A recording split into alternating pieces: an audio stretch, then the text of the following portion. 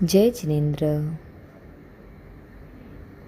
आज हम इस वीडियो में सुलसा श्राविका की कथा के बारे में जानेंगे। राजगृह नगर में नाग नामक नाम का सारथी रहता था। उसकी पत्नी का नाम सुलसा था। भगवान महावीर स्वामी के 3,18,000 श्राविकाओं में वे प्रमुख श्राविका थी, क्योंकि वे समित्व में दृढ़ थी और उसकी दान वृद्धि आदि में कई विशिष्ट गुण उसमें मौजूद थे। सुलसा की कोई भी संतान नहीं थी, पर इसमें उसने कोई भी चिंता नहीं की। प्राय स्त्रियों के पुत्र न होने पर वे अन्य देवी देवताओं के सहारे लेते हैं और उनसे मनौती करते हैं, मंत्र तंत्र आदि करवाते हैं, पर सुलसा ने ऐसा कभी नहीं किया। उसे सम्यक दर्शन पर इतनी दृढ़ता थी कि उसका पुत्र हो अथवा ना हो, परंतु उसका ये मानना था कि मैं अरहंत देव के अतिरिक्त अन्य किसी देव को मस्तक नहीं झुकाऊंगी, नमोकार मंत्र के अतिरिक्त अन्य किसी का स्मरण नहीं करूंगी। सुलसा के पति नाग को पुत्र की बहुत अभिलाषा थी। उन्होंने पुत्र प्राप्ति के लिए अन्य देवी देवताओं को पूजना आरंभ किया व मंत्र तंत्रों का स्मरण चालू किया। जब सुलसा को पतिदेव द्वारा सारी प्रवृत्ति की जानकारी हुई तो उसने अपने पति को समझाया, हे नाथ, इन देवी देवताओं की पूजा छोड़ो, मंत्र तंत्र का स्मरण छोड़ो। हमें एकमात्र अरिहंत व सिद्ध को ही देव मानना चाहिए। अन्य देवी देवताओं और मंत्र तंत्रों पर श्रद्धा रखना मिथ्यात्व है। नाथ ने कहा, सुलसे, मैं अरहंत देव पर ही श्रद्धा रखता हूँ। मुझे अन्य देवी देवताओं और मंत्रों पर श्रद्धा नहीं है। मैं उन्हें संसार तारक या मोक्ष देने वाला नहीं मानता, पर ये लौकिक देव और लौकिक मंत्र है जो हमारे पुत्रों की लौकिक आशा पूर्ण करने में सहायता कर सकते हैं। इसीलिए मैं इन्हें पूजता हूँ और स्मरण करता हूँ। सुलसा ने कहा, स्वामी, यद्यपि अन्य देवों और मंत्रों पर हमारी श्रद्धा नहीं है, पर उन्हें पूजने और उनके स्मरण करने की प्रवृत्ति तो मिथ्यात्व की ही है। हमें मिथ्यात्व की प्रवृत्ति से भी बचना चाहिए। दूसरी बात यह है कि यदि पूर्व में शुभ कर्म नहीं किए हैं तो ये अन्य देव देवियाँ और मंत्र तंत्र हमें कुछ भी नहीं दे सकते हैं और न ही हमारी सहायता कर सकते हैं। सुलसा के वचन सुनने पर नाग ने कहा, सुलसे, तुम्हारा कहना सत्य है। पुत्र प्राप्ति प्रयोग पूर्वक के शुभ कर्म उदय में आने वाले हो तो देवी देवता भी निमित्त रूप में सहायक बन सकते हैं। यह सोचकर ही मैं अन्य देवों को नमस्कार करता हूँ, मंत्रों का स्मरण करता हूँ। सुलसा ने कहा, नाथ, आपका यह कहना उचित है, परंतु मैं मिथ्यात्व की प्रवृत्ति अपनाना नहीं चाहती, और यदि हमारे अंतराय का उदय है तो दोनों ओर हमारी हानि ही है। पुत्र की प्राप्ति भी नहीं होगी और मिथ्यात्व प्रवृत्ति का पाप बंद भी हो जाएगा। अतः हमें मिथ्यात्व से दूर रहना चाहिए। यदि आपको पुत्र की अभिलाषा है तो आप अन्य स्त्री से शादी कर लीजिए, पर मिथ्यात्व की प्रवृत्ति का सेवन मत कीजिए। लोग जो मुझे बांझ कहते हैं, इसका आप कोई विचार नहीं कीजिए। जो सम्यक्त्व पर दृढ़ता का महत्व जानते हैं वे हमारी निंदा नहीं करेंगे, तथा जो सम्यक्त्व दृढ़ता का महत्व नहीं जानते हैं उनकी बात हमें सुनना ही क्यों चाहिए। सुलसा के वचन सुनकर नाग ने कहा, सुलसे, मैं तुम्हारा कहना मानकर मिथ्यात्व की प्रवृत्ति छोड़ देता हूँ, पर मैं दूसरा विवाह नहीं करूँगा। सुलसा ने कहा, धन्य है आर्यपुत्रे, आपने मिथ्यात्व प्रवृत्ति को छोड़कर अच्छा निश्चय किया है।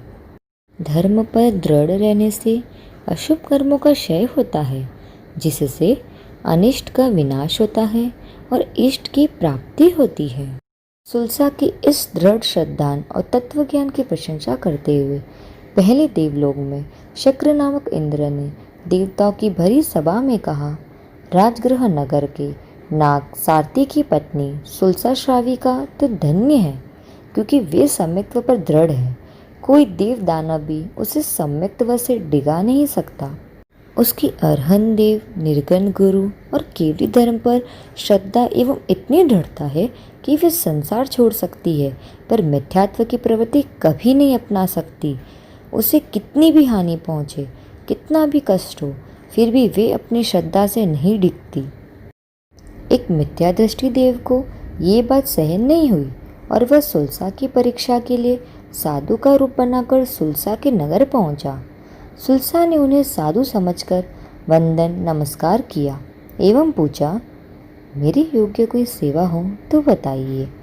देव ने कहा, श्राविके, मेरे वृद्ध गुरुदेव के शरीर में भयंकर बीमारी हो गई है।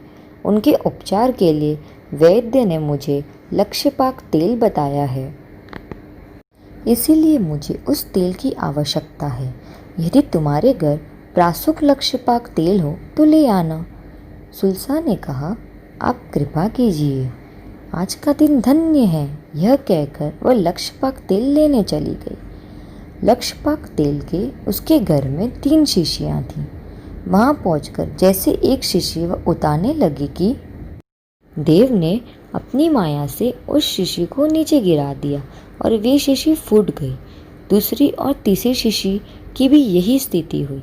इस प्रकार उसका नुकसान हो गया, पर उसे खेद नहीं हुआ। उसे यह विचार भी नहीं आया कि ये कैसे साधु हैं जिन्हें दान देते हुए मेरे मूल्यवान पदार्थ नष्ट हो गए। उसे इस बात का खेद हुआ कि मेरी ये वस्तुएं संतों के काम नहीं आ सकी।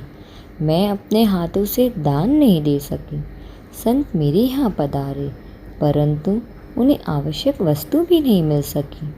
मेरे दानांतराय कर्म के उदय से मैं औषधि दान भी नहीं दे सकी। अब इनके व्रत गुरु की बीमारी कैसे दूर होगी?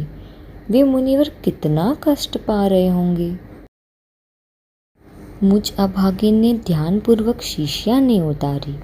ऐसे समय में मुझे सावधानी क्यों नहीं रही? धिक्कार है मुझे। यह सोचते सोचते उसका मुंह कुमला गया और आंखें डबडबा आई। देवता यह सारा दृश्य देख रहे थे। उनको विश्वास हो गया कि शक्र इंद्र जो कह रहे थे वह सर्वथा सत्य है। सचमुच में यह सम्यक में बहुत दृढ़ है। देवता ने सुलसा के सामने अपना वास्तविक रूप प्रकट किया और कहा, श्राविके, तुम खेद मत करो। यह तो मेरी देव माया थी जो मैंने तुम्हारी सम्यक्त्व दृढ़ता की परीक्षा के लिए की थी। धन्य है तुम्हें।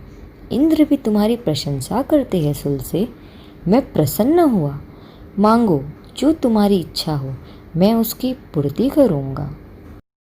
सुलसा ने कहा, हे देव, मेरी तो यही इच्छा है कि मेरी सम्यक्त्व पर दृढ़ता बनी रहे, मेरा सम्यक्त्व रत्न सुरक्षित रहे। पर यदि आप कुछ देना चाहते हैं तो मेरे पति को पुत्र की अभिलाषा है। यदि यह पूर्ण हो सकती है तो आप सहायक बने। देवता ने उसे पुत्र उत्पत्ति में सहायक 32 गुटिकाएं दी और समय पड़ने पर मुझे स्मरण करना। यह कहकर वह देवलोक में लौट गए। समय से सुलसा को इच्छित 32 पुत्र रत्न की प्राप्ति हुई। तो हमें इस कथा से ये सीख मिलती है कि यदि हम सम्यक दर्शन पर दृढ़ श्रद्धा रखते हैं तो ऐसी कोई भी शक्ति नहीं जो हमारा हित कर सके, और सम्यक दर्शन ही एकमात्र मोक्ष का हेतु है। हमें मिथ्यात्व को छोड़ सम्यक दर्शन ही अपनाना चाहिए। जय जिनेंद्र।